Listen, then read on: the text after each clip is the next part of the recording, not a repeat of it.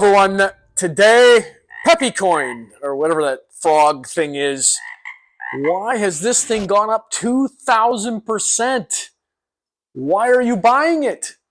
If you don't want regulation, folks, you can't buy these tokens that have no intrinsic value, that have nothing backing it. It's literally a coin about nothing. It is a Ponzi scheme. I know a lot of you are going to hate me. I don't care. I'm helping you.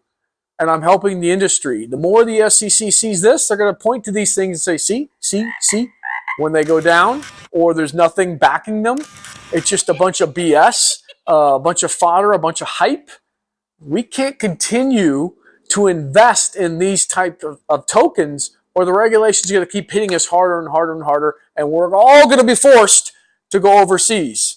But not me, not my company, not the security token industry, because we follow a set of regulations that are endorsed and backed by the SEC. A lot of times they're exemptions to the SEC. It's not that much harder to go on to an exchange that works with security tokens than it is to go on any bogus and some very reputable exchanges around the world.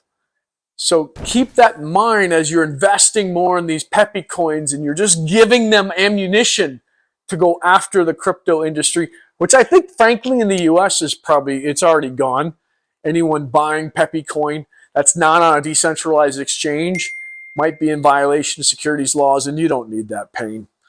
Anyway, my point is, if you're a family office, high net worth investor, or even an institutional, even though I don't think institutional are doing purchases of meme coins, avoid this like the plague. Stick with tried and true security tokens on recognizable security token exchanges. There's a bunch of them, T0, INX, take your pick. They're all really good. DigiShares, I've checked them all out. Thanks for listening. Wait till next time.